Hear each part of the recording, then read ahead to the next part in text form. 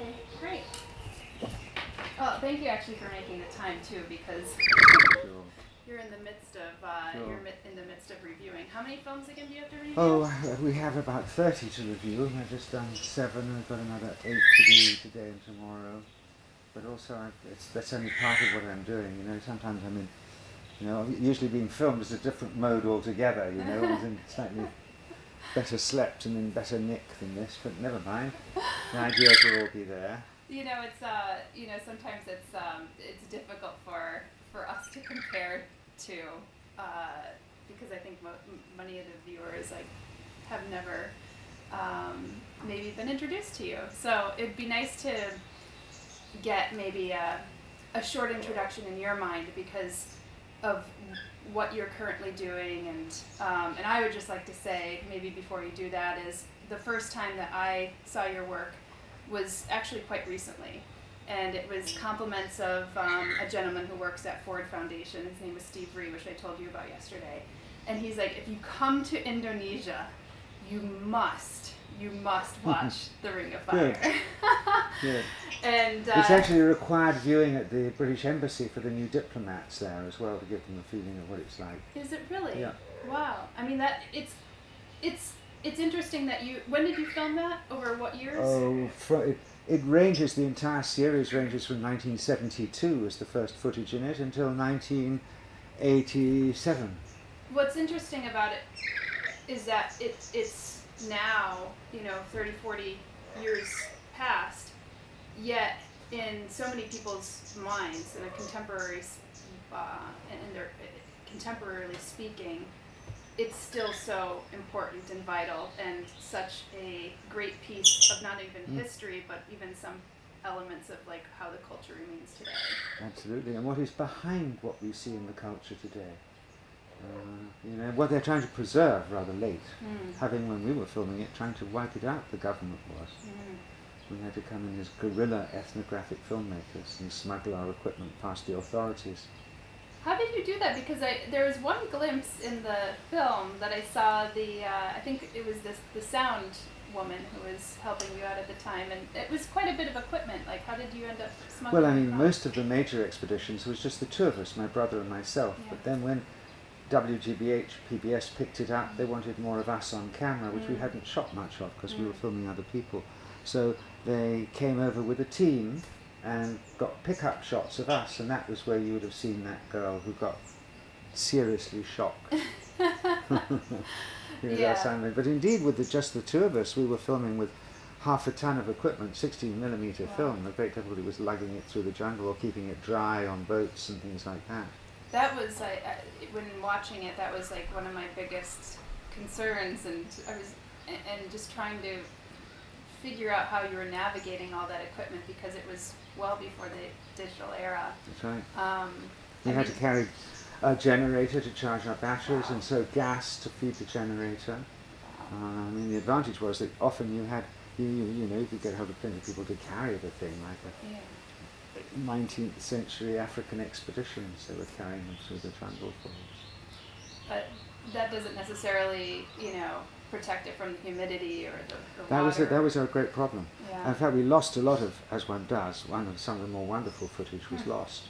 But our technique was we had eskies, those polystyrofoam things, the Australians call them eskies, polystyrofoam beer containers. Of course, yeah. And we'd have all our footage in that, and only open it at midnight, or put what we had shot back into it at midnight, so we still had a chance of it just being as cool as possible, but no ice. Yeah, well, and probably no beer. And there's definitely no beer. No. No need for all My that. brother's Cointreau, that was his one treat that he took along. Really? I can't drink at all, I'm allergic to alcohol, and mine happened to be marmalade. Well, my vice is sugar, which I found that there's quite a bit of it here that people like to indulge in. That's one thing you can survive on, actually. Yeah. What was some of the most strenuous parts, if you could recall? Strenuous? Well, definitely would have been walking through Borneo. We were 3.5 months trying to track down this tribe of Punandayaks, the dream wanderers of Borneo, the only pacifists amongst the some 200 tribes of Dayaks, and the only ones who didn't really hunt heads. And they had withdrawn from the main thoroughfares, which are the main rivers in Borneo, where the headhunters marauded, to become the free roving masters of the interior, and were subsequently used by the other tribes to collect rare substances, rare animal bits and pieces that nobody else could go in and get. And they were supposed to, in their nomadic form, they were supposed to be extinct. I mean, no anthropologists, and the government itself hadn't seen them for a very long time. And we wanted to see if any of them were still living their nomadic lives. So we really went in with Punans who were semi-acculturated, who had lived on the edge of civilization and didn't know if their nomadic cousins still existed. And so they took us in, and that was walking, from light up until light down, and then building a temporary shelter for the night and moving on. That was grueling because we ran out of all our food. We were in the heart of the forest. They could have abandoned us to look after themselves, but they kept us alive with poisoned, blow-darted gibbons. Wow. White-handed gibbons, which were going for $5,000 a mating pair on the black animal market in Hong Kong at the time. But we must have ate scores of them. Yeah, but at the time, you can't eat money, so... Exactly. You'll eat we were happy to eat those little protected beasts. And the plant matter did not satiate your appetite after all that walking. No. There's very little that you can eat in the forest, and especially if it isn't a season where fruits have fallen to the ground, which it often isn't. Other animals will get it before you. And there was a sort of a watercress that we found occasionally, very bitter, that the locals could feed us on. That was the only greenery you could get. My goodness. It's whenever you're going through kind of those strenuous elements, I've always found that just about anything tastes extremely good. It does. By the time you get back home, you're like, I'm going to be eating gibbon for the rest of my time, and then you realize you're like, maybe gibbon was. And of course, we also lived with the Asmat, who the guys who ate Michael Rockefeller, who was collecting their art, because they're the finest producers of primitive art, or some of the most valuable primitive art in the world is made by these guys, who have the distinction not only of being cannibals but also headhunters. You're usually one or the other. These guys were both great artists. They lived completely naked in this alluvial swamp of mud. So no stones, they're pre-Stone Age, and they call themselves the Men of Wood. And their favourite delicacy, of course, are these great big witchetty grubs, these great big larvae of the Capricorn beetle, like a big wriggling egg. And you literally just put it on the fire for a few seconds and that took a bit of getting past your lips for the first time, but after a while they became ridiculously delicious. Somewhat like popcorn, if you will. Yes, except squishy. And they burst in your mouth like a sort of a fishy egg.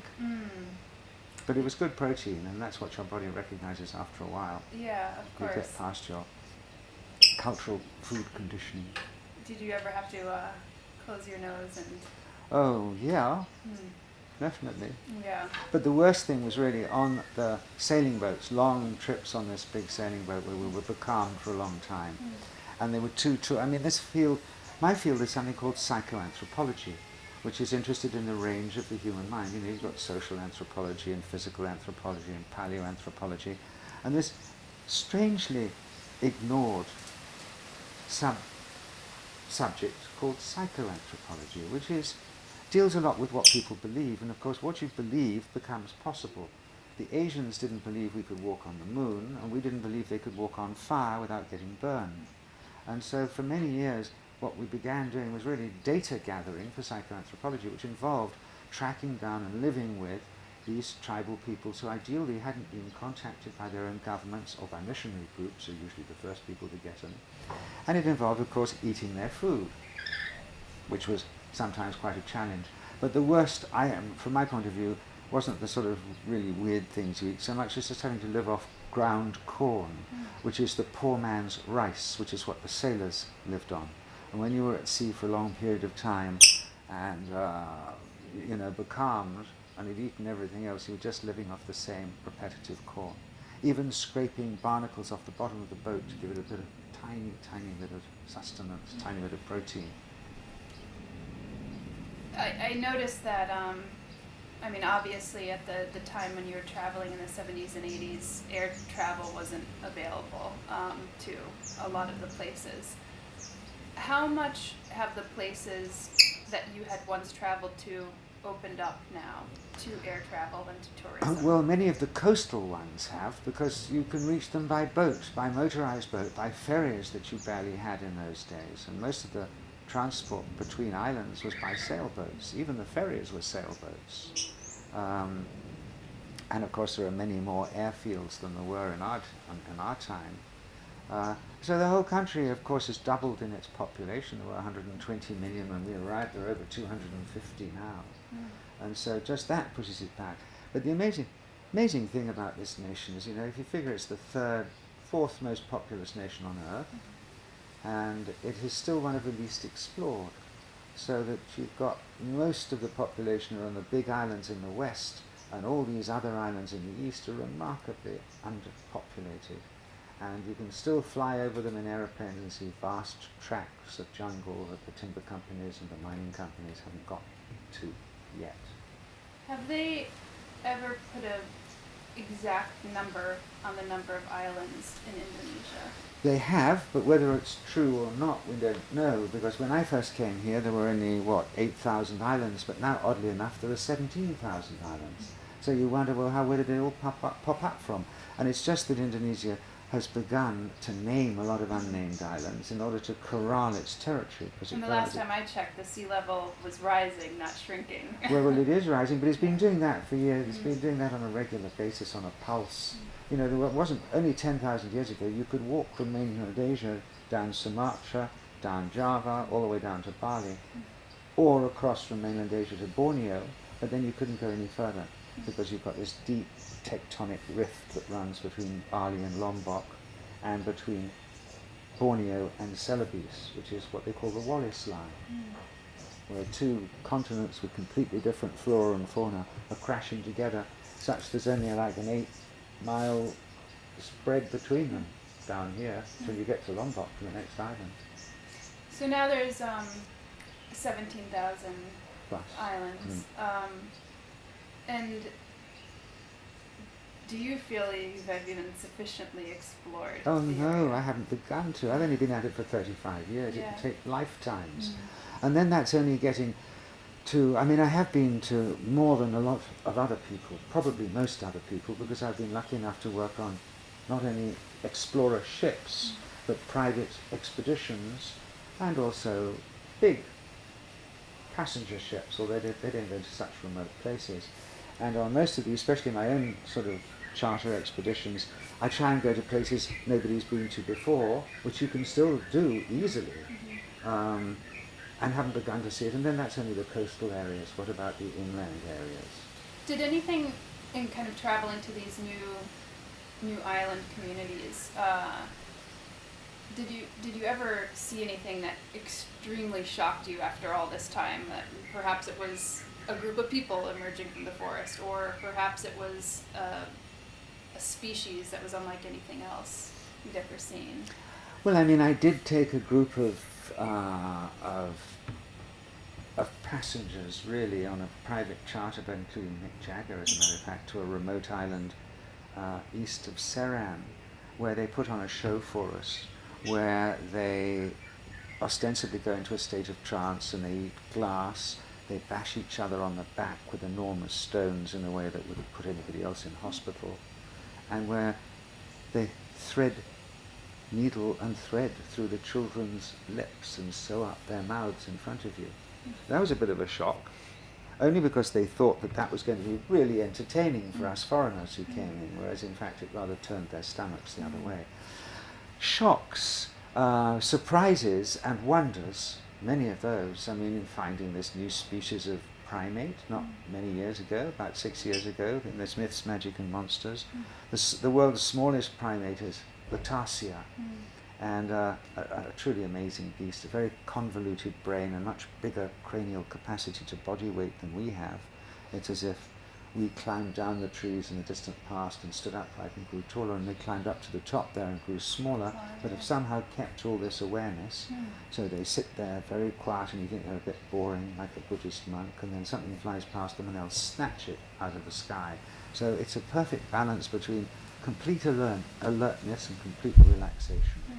Big eyes, strange little beasts, and with a tarsiologist, an expert, a primatologist, we went to this island called Siao, pretty remote, and he says if we can find a tarsier on this island, it will be a new species, because these islands have been isolated for millions of years from the mainland. And we discovered that not only was there a tarsier there, but before we even found it, the locals catch them and eat them. Huh. And the locals who are on that island or actually travel to the island? No, they live there. Okay. And there's a dangerous volcano there, which fortunately wipes out the locals quite frequently as well. And the tarsier somehow seem to be able to survive, even though many of them are living on the slopes of this volcano. And it's the same fascinating sort of area where they also rediscovered the coelacanth. You know, this fish that's 360 million years old. Yeah, of course. And the one that kind of looks like a... 4 legs. Yeah, 4 legs, and has somewhat looks like, to me, funny little worm features too. Well, it does. It's a pre-fish, and if you chop it up, there's nothing like a real fish at all. It predates everything to have ever walked on land and struggled for breath. So it was a big deal when the first one was rediscovered in 1948 or something, off the Comoro Islands, off Africa, 6,000 miles from Indonesia. And then in 2000, it came to light, it's just rediscovered by Westerners. Local people have been catching them every so often, not very. And what do they taste like? They are much admired. Their flesh is called, ikan raja. It's called the king of fish. And you said it doesn't taste fishy. I've never tasted it. They say it doesn't taste like a fish. Okay, interesting. I wonder what the texture is like, Well, yes, I can't tell you that. I haven't the privilege of having eaten a coelacanth yet. I'm imagining that it's on the endangered species list. Or lordy, yeah. I mean, so few of them. They would $1 million to Japanese. The Japanese museums are offering $1 million for these, and this is a particularly fine one. The museums or the restaurants? Well, not the restaurants yet. I bet the Chinese are offering that. You're absolutely right, but it's really for museums or even aquariums. There's discussion of trying to get them alive and up into pressurized aquariums, but that's not flying so far. Yeah. And then also recently, Homo floresiensis, right? And on the island of Flores. Yes. Which I had read about. Tell me a little bit about that, because I know that's something that you've kind of looked into. Well, yes, I've been down there and filmed it, and it's interesting because in surrounding villages there is a genetic distinction where you've got a lot of tiny little people. They're 4 foot tall, They're 4 foot tall, whereas Homo floresiensis, who we now believe lived as recently as 10,000 years ago, until the last ice age, which was when the last volcano erupted on Flores close to where they were 1 meter tall, the adults. And only in, 2001, they managed to dig up in this cave there the remains of about 7 adults and some youngsters. So it wasn't just one single aberration. And for a long time there were, Christian fundamentalists didn't like this at all. It threw a few spanners in the works of, biblical theory. And therefore also people argued, some anthropologists argued, that he was a form of, he was Homo sapiens, but constricted.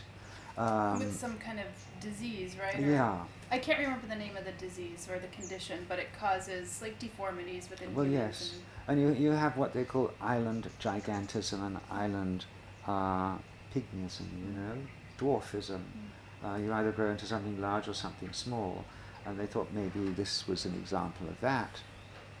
But no, the recent evidence now is that he was definitely another species of human being. And what is amazing, we've had about 10 species of pre-humans and about 8 species of humans. But we thought the last other one to die out was Neanderthal man, 35,000 years ago. Although I have to say that I had read an article not too long ago that I believe it was a man in Virginia, or was it North Carolina, had some genetic markers of Neanderthal. Man. Yeah. Well, more than that, a lot of us have. Many people have just done a whole lot of work and find many of us are carrying genetic markers of Neanderthal man. He's not extinct. Mm-hmm. We still bear his genes. And with some people it's more apparent perhaps than others. Exactly. And I often wonder with maybe not so much in appearance, but I feel in tracking back our family history on both my father and my mother's side, because it's fairly well documented, which is sometimes quite unusual. In reading the histories, I was like, we were more equal opportunity employers. I would not be shocked if I have a little bit of Neanderthal. Right. We all came from them either way. Yeah. We know we carry even fish genes, and as you know, the stages we go through in the womb reflects our entire evolutionary history. It must be something remarkable and kind of, exploring this wide swath of territory along the equator and then coming face to face with, in a way, your ancestors. Absolutely. And these little guys, Homo floresiensis, I mean, it was often believed that the way you distinguish between humans or pre-humans and apes is their cranial capacity. But now we realize these people had brain cases as smaller than the chimpanzees. But they were definitely human from their teeth, from their chiseled artifacts, from their hunting methods, from the weapons which are embedded in the remains also of the pygmy elephants they hunted. And of course the giant rat, the world's largest rat, comes from there. And oddly enough, the pygmy elephants and Homo floresiensis are no longer with us, but you and I and the giant rat still are. You often wonder about kind of the way that we write history, or anthropocentrically, how we have this way about us that discriminates in history. And, if anybody who's traveled with people who live in the forest and have trained their smells to locate urine of an animal, or to sense a certain plant in the distance, I mean, you have to at least come to terms with the fact that the brains might be of different sizes and in a different, perhaps, caliber. They're calibrated differently for survival within that particular environment. And the fact that we have so much of our brains that are supposedly unused is like hard drive waiting there to be activated for other areas than the ones we practice in our so-called civilized worlds, as you say, picking up on all these subtle clues and being fully awake to the actual environment. And, I also read an article recently, and I wish I had enough of a memory, perhaps that's some of the stuff that doesn't get used, of where I read it, but how one can train ourselves to remember smells, which olfactory smells are some of the most visceral, I think, when it comes to go to the odorless part of the brain. Exactly. Yes, exactly. But to train, I think the title of it is like how to train your senses like a bloodhound. And even though we don't have maybe all the sensory receptors in our nose like a bloodhound, there is elements of what we can summon and train ourselves to in order to be able to do. And I think that taking ourselves out of the environments that we've placed ourselves in, whether it's, walls around us and whatnot, if we had to be out in those environments, you damn well sure better figure out how to survive if you're going to continue on. Absolutely. And we would have these faculties in us that would have evolved over millennia as we were nomads and forest people or plains people, which would have atrophied. And so at least they're there, like sort of what they call muscle memory, it all comes back perhaps faster than we think. But we're now developing areas that we've never had before in our ability to operate machines. Fascinating stuff about how computers are actually changing the pathways in our brains. Another recent study, this time I remember reading in the New York Times, discussed about how I believe it's our vagus nerve that connects like from our brain to our heart, and how when we continue to work online or on computer, it actually shifts us away from socializing and makes it more difficult for us to socialize. And this is like some of the first research that has come out, written as an op-ed by the scientist who was studying. And before they felt like it was not as perhaps plastic, but now they realize that there's plasticity, that you could actually change something akin to your genetic structure of how you end up socializing between human beings, which, you know, in kind of perfunctory observation of people who end up going on the computer all day, there's a sort of depression that kind of sets in with it. And what was... So they're not touching other human beings. They're not touching human beings. They're not engaging. They're not having a conversation. It's difficult for many people to have a conversation. And even speaking with my friends who are now in their late 20s to early 30s, dealing with young people who are maybe 18, 19, 20 and coming into the workforce, they do nothing from picking up the phone or going to the next cubicle over or whatever to talk to a person. They want to instant message, they want to text, and there's no human-to-human contact. What I found was here, you know, in being American and growing up American, what I found just really insightful and perhaps kind of inspiring, and perhaps this is not even that mind-blowing, but for me it was an observation of my own personal nature, of coming into a village like the Pandumaan in northern Sumatra and realize like how intricately woven the community is. You know, they live in more of a community in the communal tenure. They manage the land somewhat communally. And the decisions are made in a relatively communal manner, and they all want to be around somebody. There's no alone time, really. They're almost uncomfortable being alone. Privacy doesn't exist for them. That's right. Private privacy and private ownership sometimes, in certain cases and in certain peoples, doesn't exist. They have no language for it. That to me is incredibly foreign, but if you're open to it enough, you begin to observe things about your own life and your own customs and your own culture, and realize that it's very difficult to want to impress that on anybody else, and it allows you to kind of learn about how maybe we're turning out due to the way that our culture is being driven. There's a wonderful theory about, well, you know, the left and the right cranial lobe, that suggests that the Earth, too, its peoples have oceanic right-brained peoples and continental left-brained peoples, and they're completely different, and they evolved under different circumstances. And it's these oceanic or right-brained peoples who think commonly, because they were evolved on islands, isolated from the rest of the world, their attitude to time is different. The inner world Island is time. Incredibly island time. Yeah. And whereas we in the West are great at science, and they're great at religion. And they're the two sides of our cranial lobes. And that's why communality and privacy, individualism being more important than tribalism or the whole community.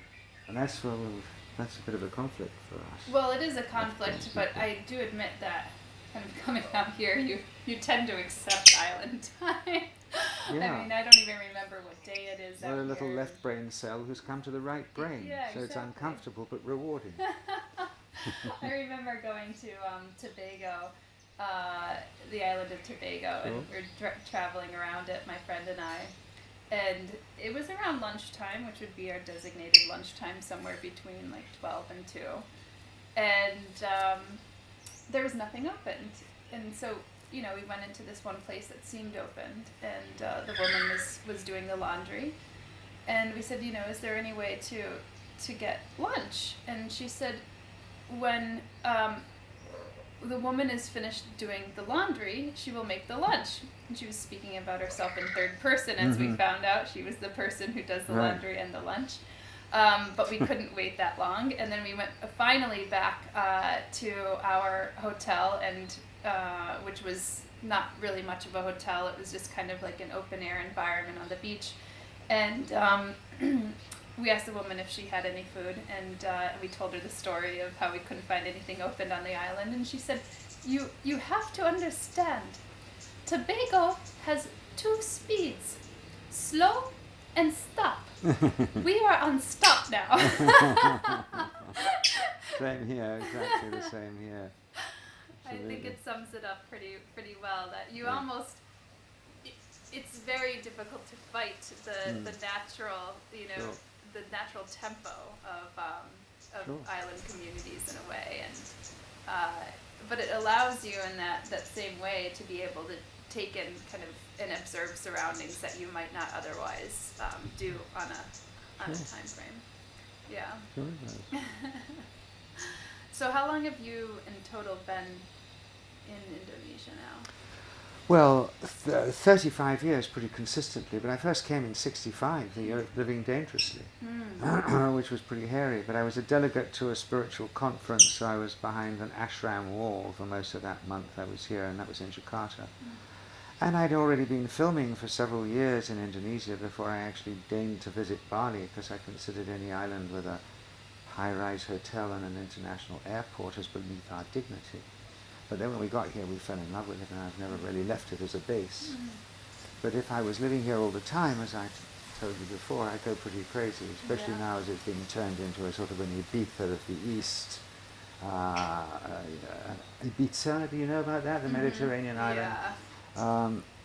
All the rage. Absolutely, and great pressure is being put on its natural culture. I think also part of the natural culture of a place is the fact that it is an island community, and it only has so much resource for its population. And with the acknowledgement that we're kind of changing our environment, and that we can change the environment all the way to the amount of carbon that we put into our atmosphere, to increasing the temperatures of our oceans. Like, we never, at one point, I think we probably never thought it was like so big that we couldn't just turn on the bathwater and go from cold to hot. But it doesn't take much to change the microclimate. And I was on the island of Antigua, and at one point I think it was a West Indian environment, which meant there was like quite a bit of rain. Most of the trees were cut down for sugar plantations, cane sugar plantations, which means the soil structure started to heat up. There wasn't any kind of debris that was falling in to make the detritus. The rain patterns completely changed, and now they have to import all their own water. In fact, like, the rain has changed so much that it barely rains there any longer. And I wonder now, and kind of just being here in Bali and just starting to learn a little bit more about the subak system and the way that had been such an important part of the culture. And then I was walking down the street actually to come see you yesterday, and I was looking at all the trash that was going into the water systems, and I'm just like, that for millennia, from I think 9th century or whatever it was when it first started, was and has been such the one way that water could travel from the mountains, the volcanic mountaintops, the crater lakes, down throughout the entire island to feed and water its people. That's why their religion is really called the Agama Tirtha, which is the religion of the sacred waters. And it recognizes more than any other, I guess, traditional tribal people, the circularity of water and the value of it. And as you say, the subak system was really also the origin of all the ritual timetable that we have set every year, because at certain periods, certain temples which were part of this veins and arteries system of water, which is the subak system, would deflect the water that was coming from the sacred lakes at the top down to another whole valley system, so that the people who had been enjoying it for several months were cut off, and the new people who really needed it were now filled with water. And so this was used like a natural circulating sprinkler system, which kept the entire island and all the people satisfied and having equal amounts of water. But the great threat to this island is now water, with its Tirtha Agama, the religion of the sacred waters. And much of the water is being used by 5-star hotels, golf clubs, golf courses. To say nothing of the pollution, of course, as you say, that goes into people just tipping their crap into their, throwing away chemicals as well.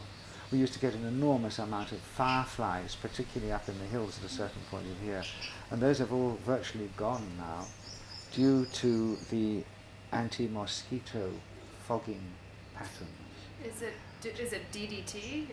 They're still using DDT here, absolutely they are. Yeah. Absolutely, because it's the cheapest. In fact, the point is, in many parts of Indonesia, if they didn't use DDT, they wouldn't be using anything at all. Yeah. But it is bad for children and other creatures. Yeah. I mean, it was shocking to me because I think when I first came to Bali, I saw a different part of Bali than a lot of what my friends had experienced, and I was like, wow, this is nothing like I had imagined. And I mean, from certain strip malls and then after learning about the subak system after the fact, I thought, wow, the development of it is quite remarkable, not only from the standpoint of what it afforded, but what it said culturally about the people.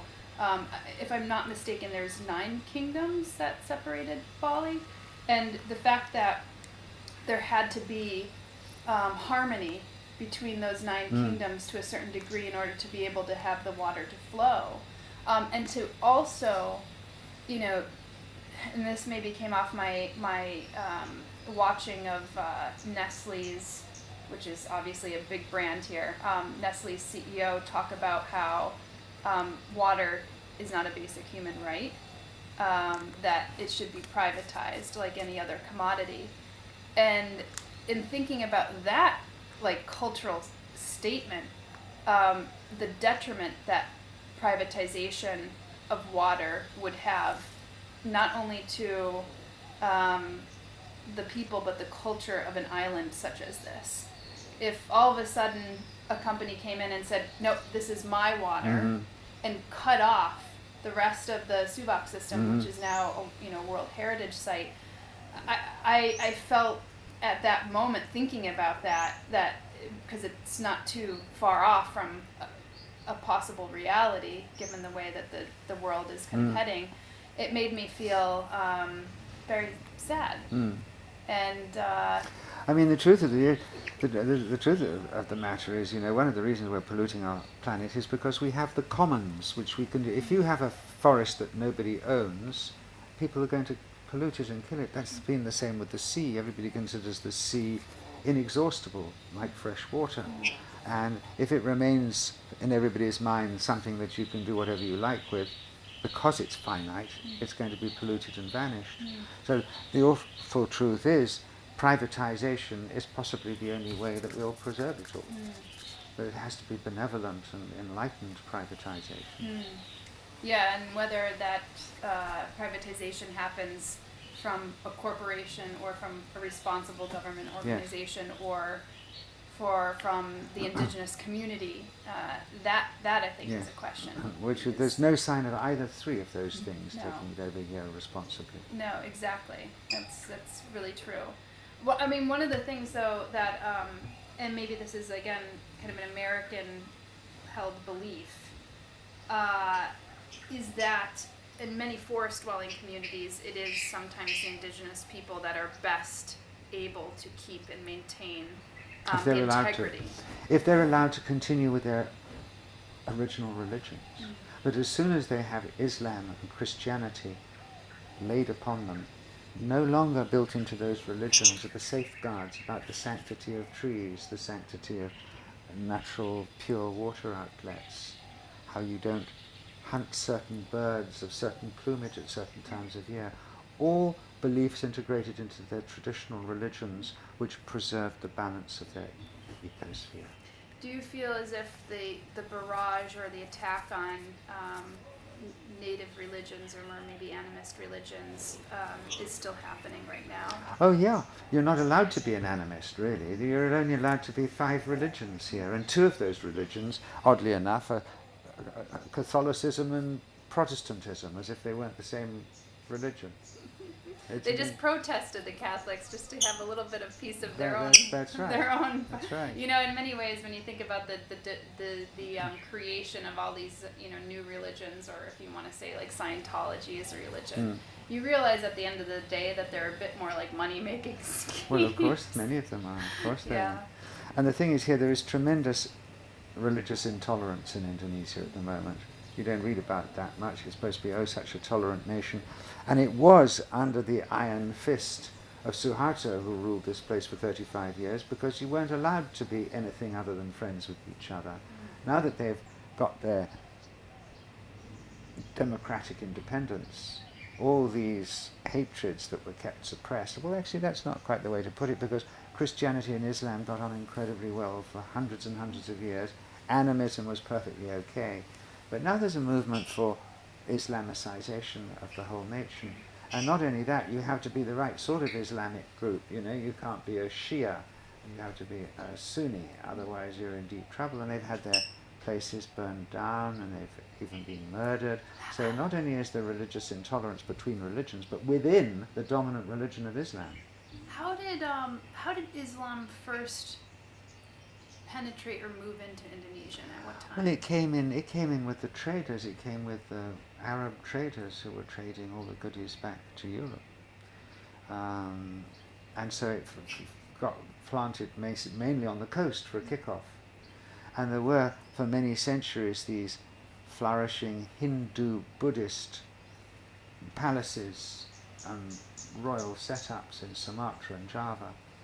But eventually it was Hinduism that drove them out, and that's why we have Bali. We were driven all the way east to Bali, where in many ways you see preserved sort of 8th century Hindu, Buddhist, royal, hierarchical ideas are still maintained in the temple. And when Islam kind of moved in, was it done by force or coercion, or was it done more... Islam and Christianity tend to proselytize with the sword, whereas Hinduism and Buddhism tend to proselytize with poetry and philosophy and the arts. They're more like However, troubadours. having said that, yes, exactly, but having said that, in a way, Islam conquered Indonesia through trade and through stories. It wasn't nearly as martial as it was in the Middle East. But then, of course, it met Judeo-Christian martiality and confrontation there, which it never really met here in the same way. So they didn't have any reason to be too ferocious. Have you seen this film, The Art of Killing? Have you heard about this? I just watched it last night. I have not yet, but I heard it was a pretty remarkable documentary. Absolutely the gentleman who originally came out here to do, I think, a documentary on palm oil, I believe, and quickly switched over. Right. And so I think that some elements of Indonesia, probably in the governmental sphere, are probably like, we are going to really, put the clamp down on things that get shot here, because I heard it was pretty pretty hardcore. Yeah. And it also points to what, at least 2.5 million people were massacred here in the 1960s, 1965-ish. And nobody will talk about it. It's swept under the carpet. You're not allowed to write about it. You're not allowed to publish about it. We want to show this film at the I'm on the board of the Balinali International Film Festival, and I've been lobbying for this to definitely have this film in the film festival, but because they won't put it in, because we get money from the government here as well. And the people who won that war by supposedly murdering all the communists, they weren't communists, they were just people trying to survive in the villages, communal villages. They won. And these are the people who are really in power today, still. And therefore, whereas in other parts in Africa and even in Cambodia, they've managed to digest their past, they've managed to accommodate to it. Here, it's still suppressed. And if it's suppressed as it is for a generation or two, it doesn't go away. It is there in the memory of the victims' families. So it is all there, waiting to re-explode again. Yeah, and I think that a lot of these things that kind of simmer in our souls for so long, I think like a lot of this goes back. I always say that so much of this could be resolved with the same core principles that you learned in kindergarten. Absolutely. Which means if you take something from somebody, if you do Absolutely. something bad, you apologize immediately. Absolutely.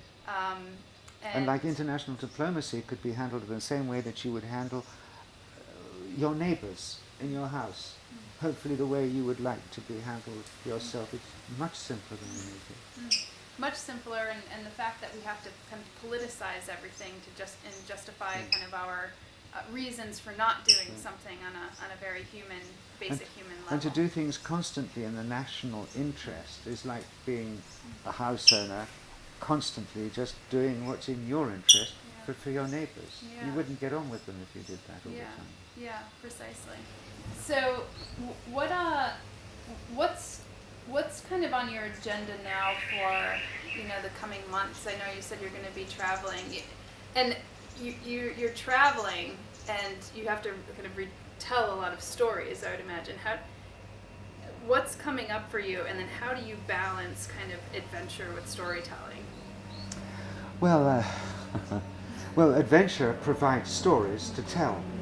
And I'm lucky I still make films as well every so often. I mean, I did something 18 months ago called Bali Island of the Dogs, which is about the dogs of Bali, which was actually rather fascinating because one learned all sorts of rather extraordinary stuff. But I do lecture on the big ships as well. I'll be doing several months of lecturing on ships throughout Southeast Asia, all the way from Hong Kong to Australia, all the way from really New Guinea to India as well. So it stretches the head a bit. I have to be able to talk about the places we're actually visiting. But it's an opportunity to broaden people's understanding of the planet they live on. And most people who go on ships, cruises, still live rather narrow lives. It's just a floating hotel. It's just a false way of adventuring, where everything is under control, thank you very much, and you've got your more than 3 square meals a day. So I feel as if it's the first week I'm nervous, the second week I'm a rock star, and the third week from then on I'm just trying to get off the boat, But at least I make a bit of money, it makes it easier to survive here. And then the rest of the time one's going on private charter expeditions, some of which I set up myself, some of which I'm hired for. Sometimes I'm hired by other production companies to present or to write for other people's films, while still trying to keep the balance of keeping in reserve wonderful stories and locations which deserve proper film on their own. You don't want to give them away to everybody else. So by carrying on doing these private charter cruises and going on remote expeditionary boat journeys, it's a source of storytelling. And one has to be wired in a way. It was much more difficult in the past to be informed. In the past you would have to take tons of books with you. You couldn't actually take them on the expedition. You'd take a few, but you'd have to consume lots of hard copy, which was often difficult to find in remote bookshops and museums, which you then photostat and all that sort of stuff.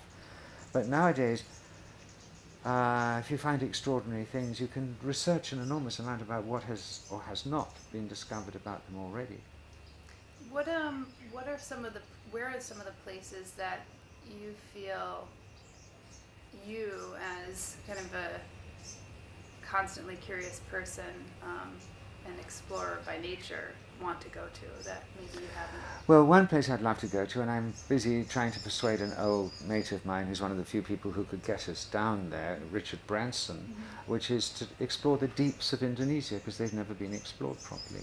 And they're very relevant, because you've got a thing called a flow-through system, where all this stuff upwells from the Pacific and flows through Indonesia and down into the Indian Ocean.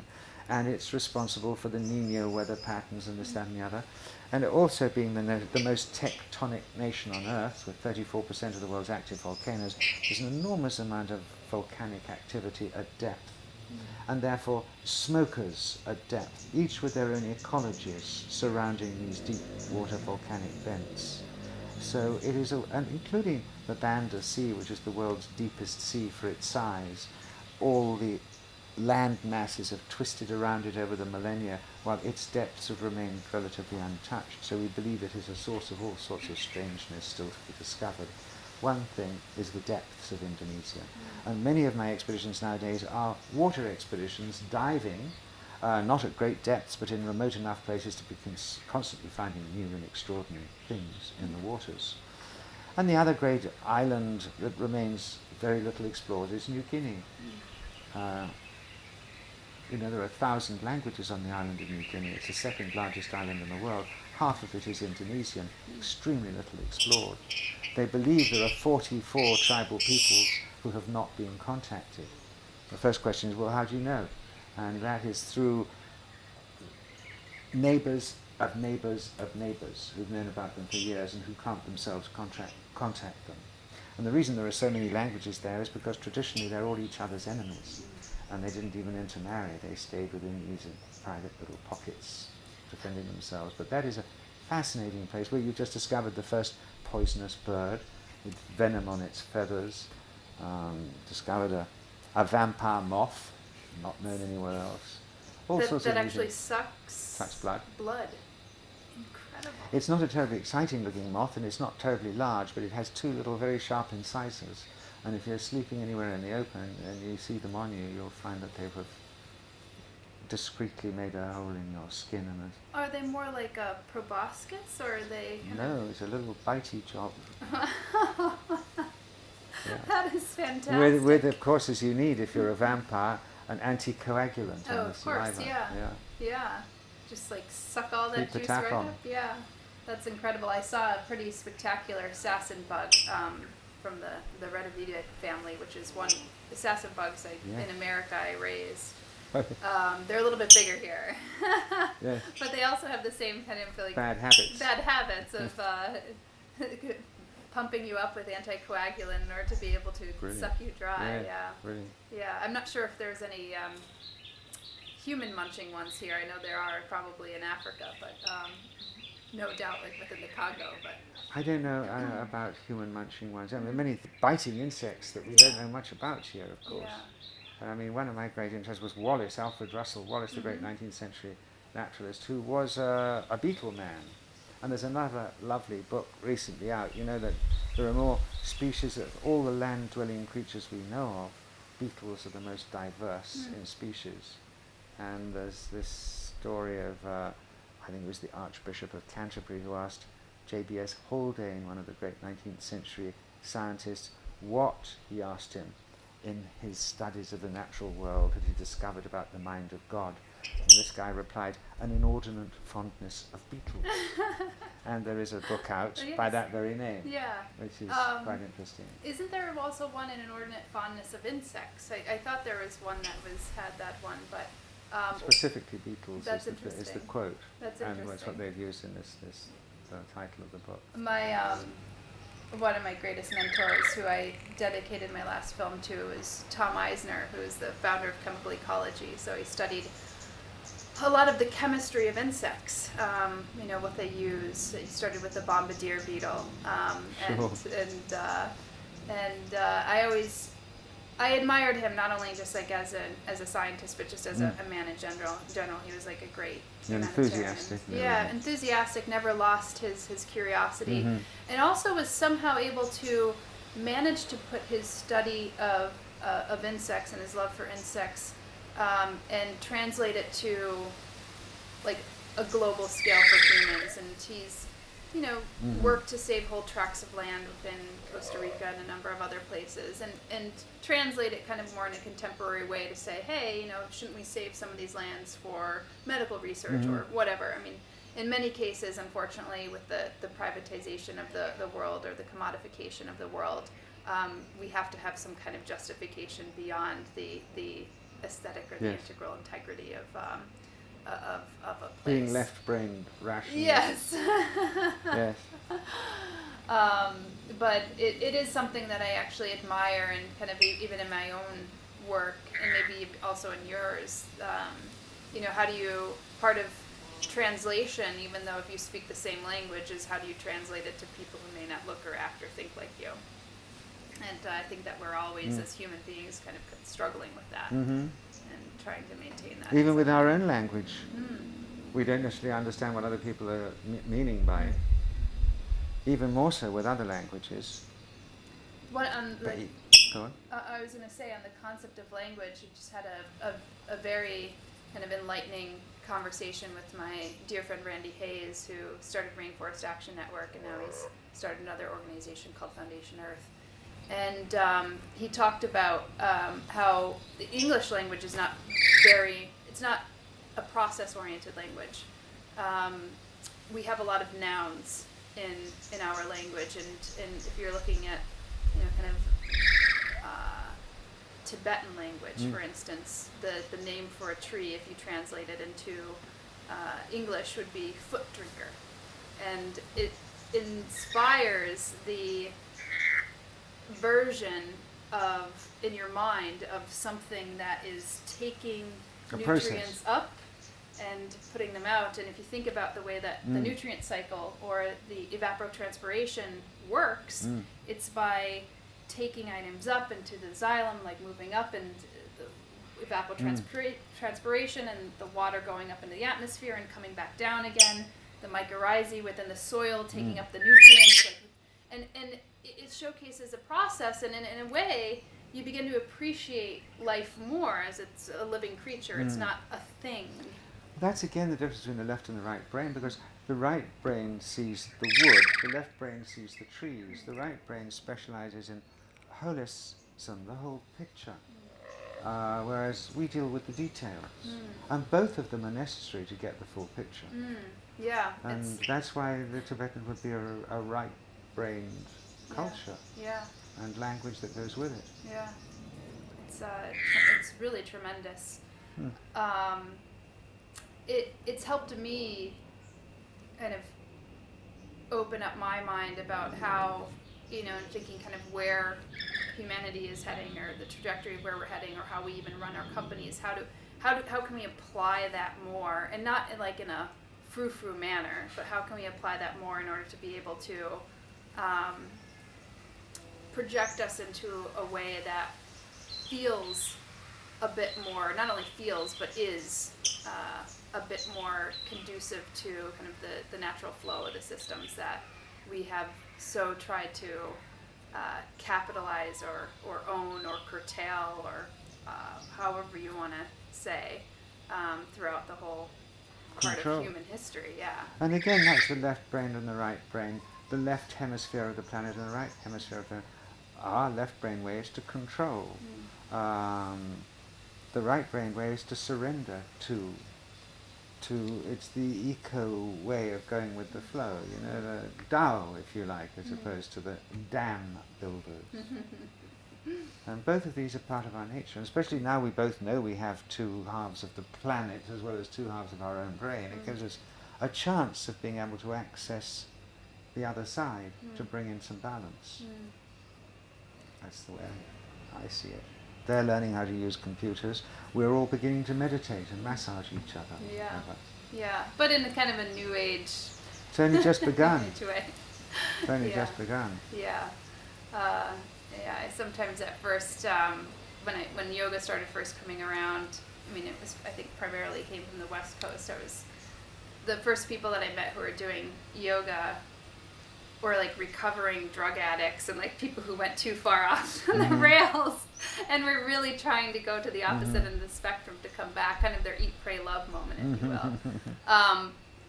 It's nice to see that it's kind of expanded kind of beyond that, but I'd hope that we don't have to go so far in one direction in order to like have a pendulum shift, come back to the other side, that we could be a little bit more open and about these things and on a larger level. But how about ayahuasca? Are people taking ayahuasca in New York? They are, surprisingly, and before I turned the camera on, I mentioned that one of my friends, Andy, who's a New York Times journalist, had taken it first in the Amazon, and then imbibed in it within the United States, although I cannot say where, for fear that it would be curtailed. But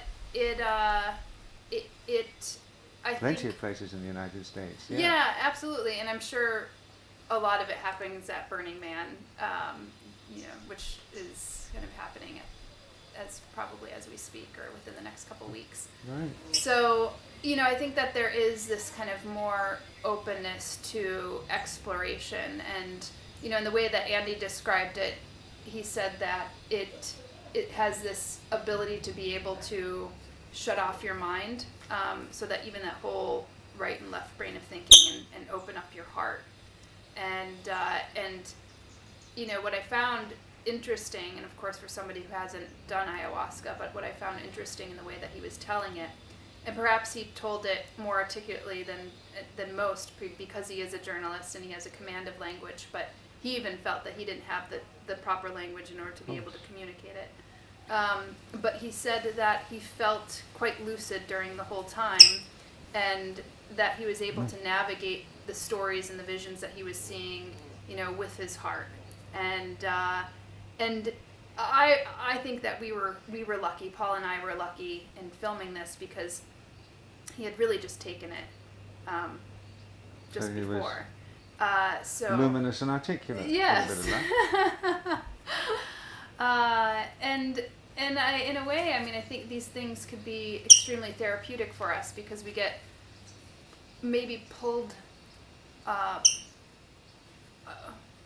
our mind gets pulled elsewhere, and oftentimes it's away from the earth, and it's away from people, and we get too concerned about what's in our head. So in a There's way, some fantastic literature about it, and it's well worth doing if one's in any way genuinely interested in seeing what's going on inside.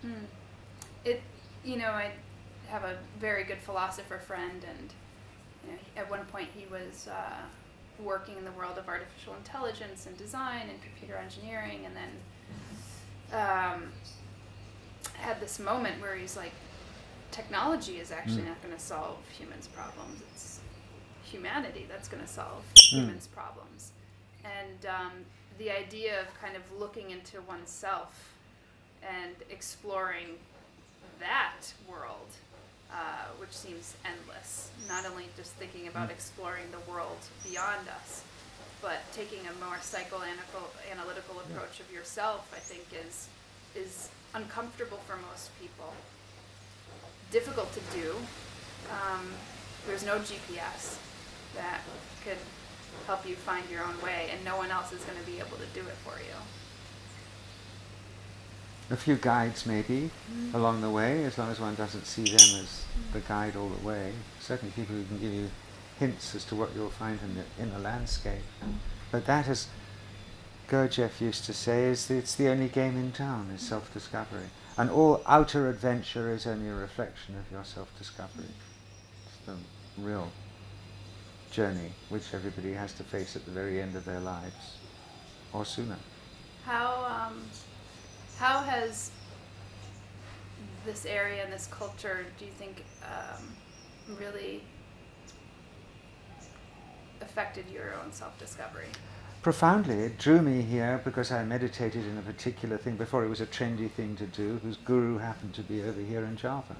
And then I discovered that this was, as I mentioned, a right-brained, this is where their strengths lie. They have been putting all their energy into these inner things, whereas we put all our energy into building motor cars or whatever. And they have gone as far and are as proficient in it. Although right now they're at a transition because they're busy eating of the apple of knowledge and being seduced to the Western technological outer world. So do you think that your field of psychoanthropology is also endangered with the encroachment of Western? Tribal psychoanthropology would be endangered, but not psychoanthropology because it refers to the psyche of all human beings.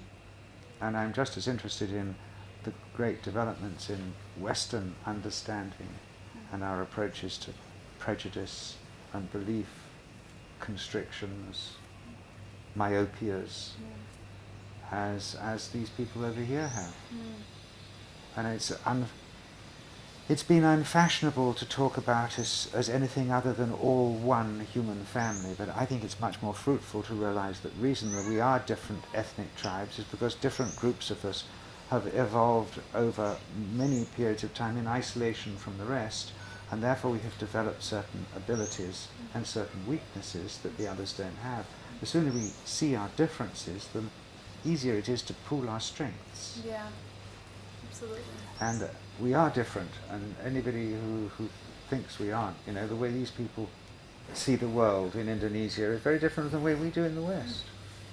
Yeah, I think that's right. I mean, in many ways, in my own work, I always look at the commonalities that we share, because we are quick to point out the differences, to say, oh, I'm so different from you. But it's important to kind of understand where those differences lie in order to be able to understand how we could actually connect with one another. I concur. That's right. And part of growing up is seeing that there are other people who see the world completely different from the way you do. A lot of us go through our entire lives never realizing that. Yeah. Well, I actually want to thank you, because I heard the camera shut off. We were constricted by time, unfortunately. With the island time is no longer with the electronic time. But this was exquisite. I mean, obviously, I'm super grateful, and I think that this will translate extremely well. I'm glad you think it can be of use. And Bertie was really good. Bertie was quite good, unless you were trying to keep him quiet and getting... Bertie, you're behaving actually really badly. He was just behaving quietly.